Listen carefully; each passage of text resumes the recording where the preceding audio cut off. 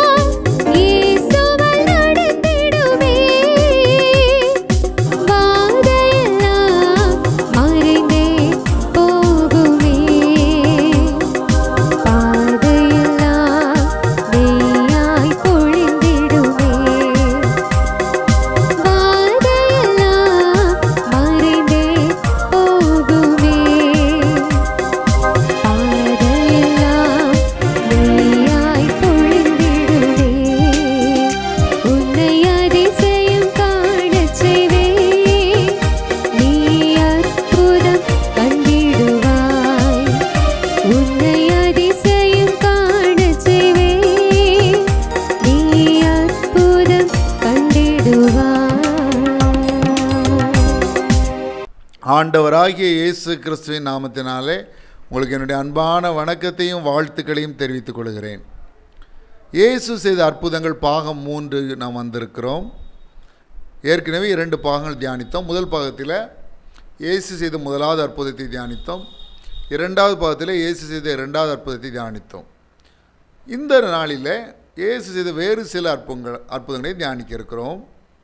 மத்தேயு 8வது அதிகாரத்தின் 8வது அதிகாரத்தை திருப்பிக் கொள்ளும்படி உங்களை அன்போடு கேட்டுக்கொள்கிறேன். மத்தேயு 8வது அதிகாரம் அவர் மலையிலிருந்து இறங்கின போது திரளான ஜனங்கள் அவருக்கு பின் சென்றார்கள். இயேசு எங்கே சென்றாலும் திரளான ஜனங்கள் அவருக்கு பின் சென்றார்கள். இன்றும் இயேசுவை பின்பற்றும் மனிதர்களாக நீங்கள் இருப்பீர்களானால் நீங்கள் மன தைரியம் கொள்ளுங்கள், அது உங்களை நீங்களே உற்சாகப்படுத்திக் கொள்ளுங்கள். காரணம் என்னவென்றால் இயேசுவை பின்பற்றும் கோடான கோடி ஜனங்கள் உலகம் எங்கும் உண்டு. இயேசு அந்த நாளிலே அவர் சென்ற பொழுது கூட திரளான ஜனங்கள் பின் சென்றார்கள். இன்று கோடான கோடி மக்கள் உலகம் எங்கும் இயேசுவின் பின் செல்கிறார்கள். எவ்வளோ மகிழ்ச்சியான ஒரு காரியம்! அந்த சூழ்நிலையை பாருங்கள். அவர் மலையிலிருந்து இறங்கி வருகிறார், திரளான ஜனங்கள் அவருக்கு பின் செல்கிறார்கள். அப்பொழுது குஷ்டரோகியின் ஒருவன் வந்து அவரை பணிந்து, ஆண்டவரே, உமக்கு சித்தமானால் என்னை சுத்தமாக்க உம்மால் ஆகும் என்றான். அவருடைய வல்லமையை அவன் அறிக்கையிடுகிறான். நீர் நினைத்தால் என்னை சுகமாக்க உம்மால் முடியும். அந்த விசுவாசம் அவனுக்கு இருக்கிறது, அந்த நம்பிக்கை அவனுக்கு இருக்கிறது, அதை அறிக்கையிடுகிறான். நமக்கும் எவ்வளோ பெரிய வியாதி இருக்கலாம், அது பெரிய ஒரு குணமாக்க முடியாத ஸ்கின் டிசீஸாக இருக்கலாம். ஆனால் இயேசு நினைத்தால் என் வியாதியை சுகமாக்க முடியும் என்று நாம் நினைக்க வேண்டும். உலகத்தில் ஒரு பெரிய ஸ்கின் ஸ்பெஷலிஸ்ட் இருக்கார், அவரை பார்த்துட்டேன்னா என் ஸ்கின் டிசீஸ் சரியாயிரும் அப்படிலாம் சொல்கிறோம்ல. அந்த ஸ்கின் ஸ்பெஷலிஸ்ட் மட்டும் பார்த்தா அவர் சுகப்படுத்திடுவார். எவ்வளோ மோசமான தோல் வியாதியும் அவரால் சுகப்படுத்த முடியும் அப்படிலாம் சொல்கிறோம்ல. முதலாவது நம்ம நினைக்க வேண்டியது, இயேசு நினைத்தால் இந்த என்னுடைய வியாதியை அவரால் சொஸ்தமாக்க முடியும். அந்த நாட்களில் குஷ்டரோகியுடைய நிலைமைகள் மிகவும் மோசமாக இருந்தது. குஷ்டரோகி என்ன செய்யணுமா? லேவியராகமும் 13வது அதிகாரம் 45-46 வசனம். லேவியராகமம் 13ஆம் அதிகாரம் 45-46 வசனங்களை வாசிக்கிறேன். 44லேருந்தே வாசிக்கிறேன். 44, 45, 46. ஒரு குஷ்டரோகியுடைய நிலைமை அந்த நாட்களில் எப்படி இருந்ததா? அவன் குஷ்டரோகி, அவன் தீட்டுள்ளவன், ஆசாரியன் அவனை தீட்டுள்ளவன் என்று தீர்க்க கடவன். அவன் வியாதி அவன் தலையிலே இருக்கிறது. அந்த வியாதி உண்டாயிருக்கிற குஷ்டரோகி வஸ்திரம் கிழிந்தவனாயும் தன் தலையை மூடாதவனாயும் இருந்து அவன் தன் தாடியை மூடிக்கொண்டு தீட்டு தீட்டு என்று சத்தமிட வேண்டும். அந்த வியாதி அவனில் இருக்கும் நாள் வரைக்கும் தீட்டுள்ளவனாக எண்ணப்பட கடவன். அவன் தீட்டுள்ளவனே, ஆகையால் அவன் தனியே குடியிருக்க வேண்டும். தன் குடும்பத்தாரோடு சேர்ந்து வாழ அவனுக்கு அனுமதி இல்லை. அவன் தனியே குடியிருக்க வேண்டும். அவன் குடியிருப்பு பாளையத்துக்கு புறம்பே இருக்க கடவது. எவ்வளோ பயங்கரமான நிலைமை பாருங்கள். இப்படிப்பட்ட ஒரு குஷ்டரோகி பக்கத்தில் வரவே யாரும் விரும்புவாங்களா? ஆனால் இந்த வார்த்தை குஷ்டரோகி சொன்னானே, ஆண்டவரே உமக்கு சித்தமானால் என்னை சுத்தமாக்க உம்மால் ஆகும்னு சொன்ன வார்த்தையை கேட்ட நிமிடத்தில், கேட்ட நொடியிலே இயேசு தமது கையை நீட்டி அவனை தொட்டார். குஷ்டரோகியே எந்த ஒரு வெட்கமும் படாமல், எந்த பயமும் படாமல், தொத்து வியாதியாக குணமாக்க முடியாத வியாதியாக இருந்த அந்த நாட்களிலே, தீட்டுடனாக ஒரு குஷ்டரோகி எண்ணப்பட்ட அந்த நாட்களிலே அவனை தீட்டாக எண்ணாமல் அவனை தொட்டார். அவ்வளோ அன்புள்ளவர் இயேசு கிறிஸ்து. கொடிய வியாதி உள்ள மனிதர்கள், துர்நாற்றம் அருகி வந்தாலே வீசக்கூடிய மனிதர்களை யாராவது விரும்புவார்களா? அவர்களை தொட விரும்புவார்களா?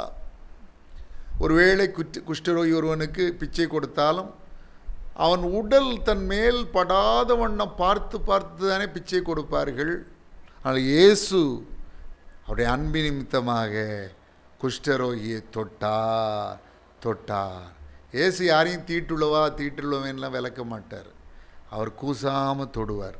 தொட்டு எனக்கு சித்தம் உண்டு சுத்தமாக என்றார். இந்த வார்த்தையை அவர் சொன்ன உடனே குஷ்டரோகம் நீங்கி அவன் சுத்தமானான்.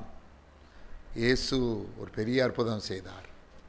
ஒரு வார்த்தை தான், எனக்கு சித்தம் உண்டு சுத்தமாகும். அப்போ நம்ம வியாதியை நீங்கிறது தான் அவனுடைய சித்தம். நம்ம வியாதியிலேருந்து விடுதலையாகிறது தான் அவனுடைய சித்தம். அது தைரியமாக நம்ம கேட்கலாம் ஆண்டவர்கிட்ட. குஷ்டரோகி என்ன சொன்னால் அவர்கிட்ட, உமக்கு சித்தமானால் என்னை சுத்தமாக்க உம்மால் ஆகும்னா. ஆண்டுடைய சித்தம் என்னமாக இருந்தது? எனக்கு சித்தம் உண்டு சுத்தமாகு. வியாதியிலிருந்து விடுதலை ஆகுவதே ஆண்டுடைய சித்தமாக இருக்கிறது. ஆகவே மனம் கலங்காதிருங்க, உங்கள் இருதயம் கலங்காதிருப்பதாக. இரண்டாவதாக இன்னொரு அற்புதத்தை நாம் தியானிக்க இருக்கிறோம். மத்தேயு 8ஆம் அதிகாரம் தொடர்ந்து 5ஆம் வசனத்திலிருந்து வாசித்தோம் என்றால், இயேசு கப்பர்நகூமிலே பிரவேசித்த போது 100க்கு அதிபதி ஒருவன் அவரிடத்தில் வந்து, 100 சோல்ஜர்ஸ் அவன் கீழே இருக்கிறாங்க, 100 பேருக்கு அவன் தலைவன். இராணுவத்திலே 100 இராணுவ வீரர்களுக்கு அவன் தலைவன், ஒரு நல்ல அதிகாரி, நல்ல ஆஃபீஸர், மிலிட்ரி ஆஃபீஸர். அவன் வந்து, ஆண்டவரே, தன் வேலைக்காரனுக்காக ஜெபிக்கிறான். என் வேலைக்காரன் வீட்டிலே திமிர்வாதமாய் கிடந்து கொடிய வேதனைப்படுகிறான் என்று அவரை வேண்டிக் கொண்டான். ஒருவேளை உங்கள் பிள்ளைகள் வியாதினால் கொடிய வேதனைப்படலாம், அவர்களுக்கு ஜெபிக்க முடியாமல் இருக்கலாம், அந்த வேதனையினால் ஜெபிக்க முடியாமல் இருக்கலாம், விசுவாசம் இல்லாமல் இருக்கலாம், அவர்களுக்காக நீங்கள் இயேசுவிட வேண்டலாம். இங்கே அப்படி தானே இந்த ஆள் ஜெபம் பண்ணுறான். தன்னுடைய வேலைக்காரனுக்காக கொடிய வேதனைப்படுறான். சில நேரம் வலியை தாங்க முடியாது, வியாதி வந்துச்சுன்னா வியாதி கொண்டு வர வலியை தாங்க முடியாது. அடுத்து இன்னொன்று சொல்கிறான் பாருங்க, நான் அதிகாரத்துக்கு கீழ்ப்பட்டவனாக இருந்தும் எனக்கு கீழ்ப்பட்டிருக்கிற சேவகரும் உண்டு, ஏன்னா 100 பேருக்கு அதிபதி. நான் ஒருவனை போவென்றால் போகிறான், மற்றொருவனை வாவென்றால் வருகிறான், என் வேலைக்காரனை இதை செய்யென்றால் செய்கிறான் என்றால் 100 பேருக்கு அவன் தலைவன், 100 பேர் அவன் கீழ்ப்படுகிறாங்க. ஆனாலும் அதிகாரம் இயேசுவே, வியாதிகளை குணமாக்க முடிய அதிகாரம் எல்லா விதத்திலும் மேலான அதிகாரம் என்று சொன்னவுடன் அதை மனதிலே வைத்து, இம்ப்ளிகேஷன் அதான், நான் அதிகாரம் படைச்சவன் தான் ஐயா, ஆனால் அதிகாரத்துக்கு முன்னால் ஏன் அதிகாரம் செல்லுபடி ஆகாது. வியாதிகளை குணமாக்குற இந்த மனிதனை வியாதியிலிருந்து விடுவிக்கிற அதிகாரம் எனக்கு கிடையாது, நான் உமக்கு உண்டு சொன்ன உடனே இயேசு இதை கேட்டு 10ஆம் வசனம் மத்தேயு 8:10, இயேசு இதை கேட்டு ஆச்சரியப்பட்டு தமக்கு பின் செல்கிறவர்களை நோக்கி, இஸ்ரவேலருக்கும் நான் இப்படிப்பட்ட விசுவாசத்தை காணவில்லை என்று மெய்யாகவே உங்களுக்கு சொல்கிறேன். அவருடைய விசுவாசத்தை ஆண்டவர் பாராட்டுகிறார். இயேசுவால் என்னுடைய வேலைக்காரருடைய வியாதியை குணமாக்க முடியும் என்ற அந்த வார்த்தையை ஆண்டவர் பாராட்டுகிறார். ஒரு வார்த்தை சொன்னாலே வார்த்தை அவ்வளோ பெரிய அதிகாரம் படைச்சவர் நீ இருப்பா, நீ ஒரு வார்த்தை சொன்னாலே வியாதி நீங்கிரும். அதை அவன் சொன்னோடனே இயேசு அவனை பாராட்டுகிறார்.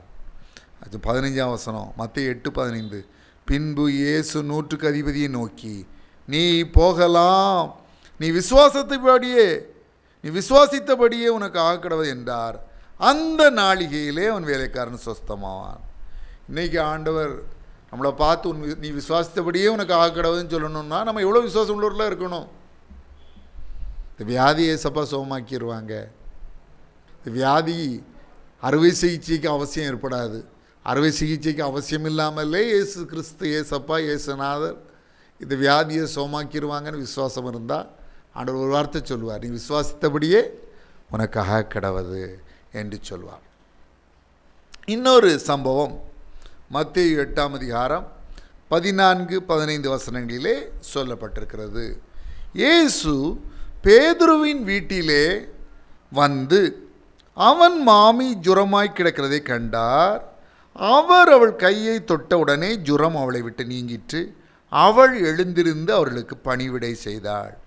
இயேசு பேதுருடைய வீட்டிற்கு வருகிறார். அங்கே பேதுருடைய மாமி ஜுரமாய் கிடக்கிறதை காணுகிறார். அவர் உடனே அவருடைய கையை தொட்டு ஜுரத்தை நீக்குகிறார். ஒரு அற்புதத்தை பேதுருவின் மாமிக்கு செய்கிறார். பேதுருவின் மாமிக்கு இந்த அற்புதம் யார் நிமித்தமாக கிடைத்தது? பேதுருவின் நிமித்தமாக. பேதுரு இயேசு சொல்கிறார் அவனை பார்த்து, என்னை பின்பற்றி வா, உன்னை மனுஷனை பிடிக்கிறவன் ஆக்குவேன்னு சொன்ன உடனே அவன் இயேசு பின்பற்றி வருகிறான். உடனடி கீழ்ப்படிதல். இயேசு அவனோடு தங்கி இருக்கிறார், அவனோட உறவு கொள்ளுகிறார், அவனோட ஐக்கியம் கொள்ளுகிறார், அவனோடு நட்பு கொள்ளுகிறார், அவனோடு நெருங்கிய ஒரு ரிலேஷன்ஷிப் வச்சுருக்கிறாரு. அப்படி அவருடைய பிரதான சீடனாக அவர் இருக்கிறான்.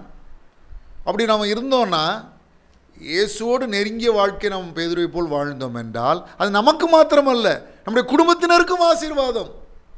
பேதுருவின் மாமிக்கு பேதுரு இயேசுவோடு வைத்த நெருங்கிய ஐக்கியத்தின் நிமித்தமாக ஆசீர்வாதம்.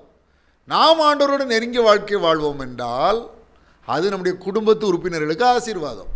அழகாக ஒரு வசனம் போடுறதுக்கு அப்போஸ்தலர் 16:31, கர்த்தராகிய இயேசு கிறிஸ்துவை நீ விசுவாசி, அப்பொழுது நீயும் உன் வீட்டாரும் ரட்சிக்கப்படுவீர்கள். நாம் இயேசுவை விசுவாசிச்சோன்னா நம்ம வீட்டார் ரட்சிக்கப்படுவார்கள். அதே மாதிரி இயேசுக்கு பிரியமாக இருந்து இயேசுக்கு கீழ்ப்படிந்து இயேசுவுக்கு பிடித்த வாழ்க்கையை நாம் வாழ்ந்தோம் என்றால் அது நம் குடும்பத்துக்கே ஒரு ஆசீர்வாதத்தை கொண்டு வரும். 3 சம்பவங்களை தியானித்தோம். ஒரு குஷ்டரோகியை இயேசு சுகமாக்கும் சம்பவம், 100க்கு அதிபதியின் வேலைக்காரனை ஆண்டவர் சுகமாக்கும் சம்பவம், இயேசு பேதுருவின் மாமியுடைய ஜுரத்தை நீக்கி அவளுக்கு சுகத்தை கொடுத்த ஒரு சம்பவத்தை தியானித்தோம். ஜுரம் நீங்கினோட அவள் அவருக்கு பணிவிடை செய்ய அவர்களுக்கு பணிவிடை செய்ய ஆரம்பித்து விடுகிறாள். இயேசுவின் கையில் நன்மை பெற்ற நாம் இயேசுக்கு என்ன செய்கிறோம்? இயேசுவின் கையில் அற்புதம் பெற்ற நாம் இயேசுவுக்கு என்ன செய்கிறோம்? சற்று நாமே ஆராய்ந்து பார்ப்போம். நாம் ஜெபிக்கலாம். இயேசு செய்த அற்புதங்கள் என்ற தலைப்பில் தொடர்ந்து தியானித்து வருகிறோம். இயேசு சுவாமி, எங்களுடைய வாழ்க்கையிலும் அதிசயங்களையும் அற்புதங்களையும் செய்தரணும். எங்களுடைய நோய்களையும் குணமாக்கும்.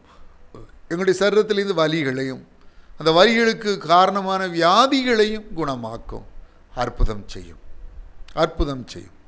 கர்ப்பப்பை பிரச்சனைகள் இயேசு கிறிஸ்துவின் வல்லமையுள்ள நாமத்தினாலே நீங்கும்படி கட்டளையிடுகிறேன்.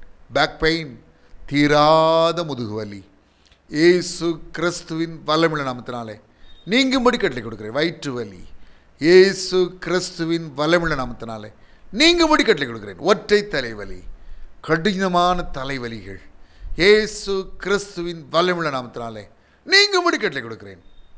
ஆப்ரேஷன் தான் வழி, ஆப்ரேஷனை தவிர வேறு வழி இல்லை என்று டாக்டர்கள் ஆல் சொல்லப்பட்டவர்கள், இந்த மருத்துவர்களால் சொல்லப்பட்டவர்கள் இயேசு கிறிஸ்துவின் வல்லமையுள்ள நாமத்தினாலே ஆப்ரேஷன் இல்லாமலே சுகமடைவார்களாக.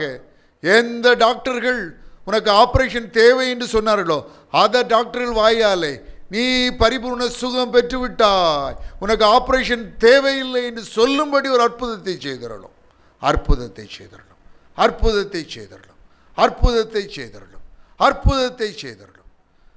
சகல துதியையும் கனத்தையும் மகிமையும் வல்லமையும் ஒருவருக்கே செலுத்துகிறோம். இயேசு கிறிஸ்துவின் நாமத்தினாலே வேண்டிக் கொள்கிறோம் பிதாவே, ஆமென். இதை பார்த்து கொண்டிருக்கிற, இதை கேட்டுக்கொண்டிருக்கிற அன்பு சகோதரர்களே, நான் உங்களுக்காக ஜெபிக்க வேண்டுமானால் உங்கள் ஜெப குறிப்புகளை எனக்கு அனுப்பி வையுங்கள். நான் உங்களுக்காக ஆண்டவருடன் ஊக்கமாக ஜெபிப்பேன். என்னுடைய கடந்த முந்தைய நிகழ்ச்சிகள் மூலமாக ஆசீர்வாதங்களையோ அற்புதங்களையோ பயன்களையோ பெற்றிருப்பீர்களானால் தயங்காமல் எனக்கு தெரியப்படுத்துங்கள். நான் ஒன்று சேர்ந்து ஆண்டவரை துதிக்க, அவரை ஸ்தோத்தரிக்க, அவருக்கு நன்றி செலுத்த அது ஏதுவாக அமையும். இந்த நிகழ்ச்சியை பற்றி அனைவரிடம் சொல்லுங்கள். உங்கள் உறவினர்களுக்கு, உங்கள் நண்பர்களுக்கு இந்த நிகழ்ச்சியை சொல்லி இதை அறிமுகப்படுத்துங்கள். ஆண்டவராகிய இயேசு கிறிஸ்து தாமே உங்களை ஆசீர்வதிப்பாராக. May God bless you.